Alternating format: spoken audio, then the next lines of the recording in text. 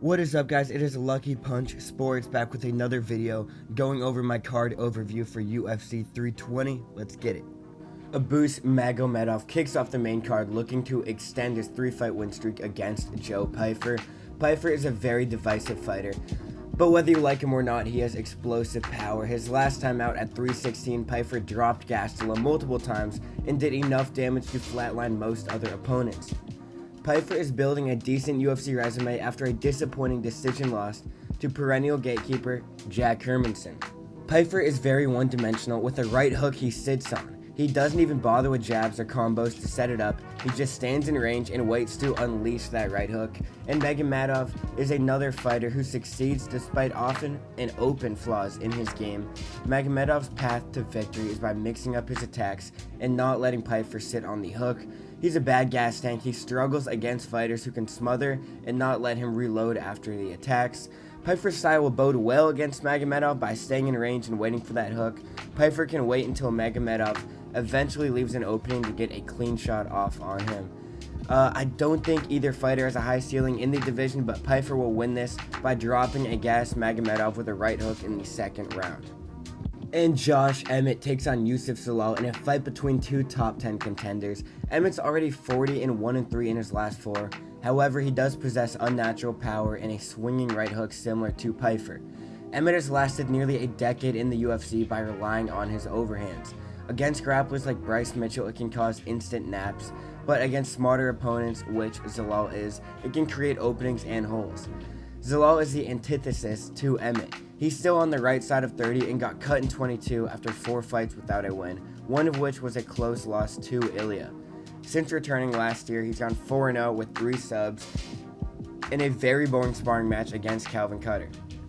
In a straight boxing match, Emmett wins by spamming overhands until he can hurt him, but Zalal is such a smart fighter he won't engage when he doesn't have to. It's what got him hate, but also the win against Cutter.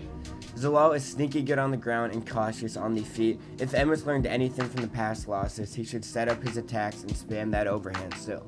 Zalal will be ready for it, but Emmett is capable enough on the ground that Zalal will have trouble getting in range. Emmett will win as a 330 dog by hurting Zalal and taking a decision. And now, Yuri vs. Rountree is easily good enough to be a main event, and most likely will be the fight of the night. Both men are fan-friendly, and they value unorthodox combos over defense and tactics. Yuri vs. Khalil is unofficially the title contender bout for 205, depending on who takes the main event. Prochazka is the boogeyman for every fighter at 205 except for Poatan, and Yuri brutalized everyone the UFC put in front of him. Yuri is a cave-dwelling Czech samurai who recently got his master's degree just to help his long-term memory and his fight career. The Lion does not care about head movement or potential long-term brain damage or brain trauma or CTE. Yuri actively seeks out hits to the head and isn't worried about head movement at all. Rountree is quite the inverse. He's a Muay Thai trained striker who likes to cleverly pick apart every part of his opponent's body. Both of their fights against 205 stepping stone Jamal Hill explained that methodology pretty well. Yuri went head-to-head in a fight to the death, and Rountree played with Hill, teeping and hurting him for 25 straight minutes. Both men got finished by Poatan and know what it feels like to get beaten up in years after a lot of success. Physically or mentally, Rountree Jr.'s damage may have stayed with him, and in just a 3-round fight, Rountree would like a decision, but Yuri's not going to give it to him. Yuri's going to keep the pressure on, cut off Rountree, and land a round 3 KO. And the co-main event is another title fight you will not want to miss. Merab is the heavy favorite for good reason. He's undefeated since 18, is on a 13-fight win streak, and is about to defend his belt for the 3rd time in 10 months. He is named the Machine for a reason, and easily has the best cardio in UFC history. The Georgian wrestler has a record 97 takedowns through 15 UFC fights, and the challenger Sandhagen is fighting for the belt for the first time as a huge dog. Sandhagen has exceptional grappling and striking, but is most well known for his undeniable fight IQ. He has a knack for getting himself into dominant positions and doesn't seem to be outmatched in any part of the sport. His 5'11" lanky frame will tower over Merab, whose chain wrestling will allow the stockier build to slip under Sandhagen's guard and successfully convert takedowns. With his non-stop activity, you have to respect the skill involved for Merab there. Sandhagen's only real chance is to outthink Merab. Force him to fight you on the feet. Make him strike with you. Sandhagen's tricky at keeping down and should be doing everything possible not to end up on his back. A striking match could be to Sandhagen's benefit, but Merab is not afraid to fight Sandhagen's game anyway. Both men fought Umar, and they both had varying results there. Sandhagen struggled with the wild grappling, and Merab toyed with Umar, emoting on him and tossing him around the octagon. Merab might even go for a rare submission if all goes according to plan, but regardless, Merab will defend his belt yet again by decision and cement his name as the bantamweight GOAT. Ankalaev looks to defend his belt for the first time against the man he took it from, Alex Pereira. Pereira was one of the most dominant runs in UFC history before Ankalaev took the belt in a unanimous decision. Since joining in 2021, Pereira has gone 9-2 with 5 title fight wins and is probably the best signing of all time. Pereira joined the UFC after a lengthy kickboxing career that developed his unique and effective fighting style. He keeps his distance long and the hands low, something that most would be punished for. He bounces back and forth with the low hands and fired his trademark stone-handed left hook that rises like an uppercut to generate extra power.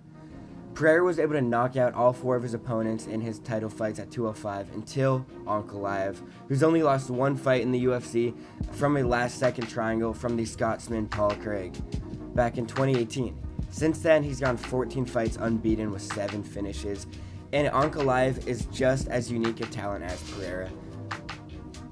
He's one of the few Dagestanis who prefers knockouts to subs and easily outstruck Pereira, who might have been hurt, who knows, in their last fight. Usually Pereira's aura allows him to back down opponents and pummel them, but Pereira got clipped multiple times and was fighting on his back foot, which was key in that fight.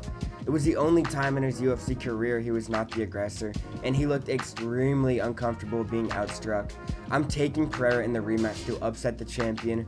Pereira should use his lead leg to chop at Ank's legs and keep him backed up. He's coming in at plus 230, and at 38 is in one of the last competitive fights in his UFC career. So if Pereira comes out on the front foot, backs on Ankalaev up, he won't be able to get into a rhythm and outstrike Pereira again. Owning the center of the octagon is key for Pereira's success, and if he doesn't do that, he may take his second ever UFC knockout loss. Pereira is best when he's a predator, hunting prey down. Pereira should be more aggressive and let the hands go. He only needs 1 left hook to land, and whether it was due to injury or lack of confidence, the weapon wasn't there, and an on-form Pereira wins his belt back with a mid-round knockout over Ankalaev. And now my very quick predictions for the main card: Joe Pyfer by decision over a gassed Magomedov in round 2. We have Emmett versus Zalal. I'm taking Emmett as the 330 underdog to hurt Zalal and take a decision win there. And then Prochazka versus Rountree, fight of the night, guaranteed. Yuri is going to win in a bloodbath late KO in the third round. And then the co-main event, Merab versus Sandhagen. I'm taking Merab to defend his belt yet again by decision. And in the main event, Ankalaev versus Pereira, I'm taking Alex Pereira to bring Shama back and KO Ankalaev in the second round. Let's go. There's something in those trees.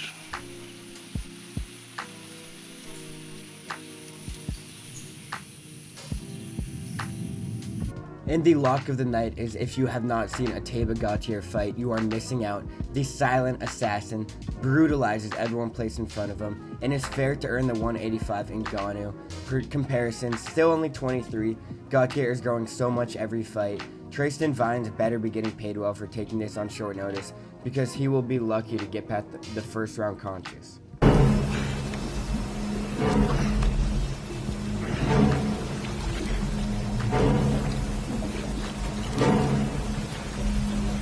And the punchline of the night is Poaton's revenge. Pereira will have to outsmart Ankalaev to win this fight. Ankalaev took his belt and almost dropped him, and now Pereira will have to win the battle of wits to win the battle in the cage. You son of a bitch. In the punch bowl is easily Yuri versus Rountree, the only answer for it. This will be a battle between 2 dangerous strikers at the top of their game. No matter who wins this battle, it will be a bloodbath, and the true predator will come out victorious. That concludes the video for today. I hope you enjoyed the video. Sorry for the late upload again. Busy with school and with work, but we're still grinding, throwing it out there. So leave a like if you enjoyed, sub to see more, and comment anything if you liked my picks, didn't like him, anything about it. Let's get it.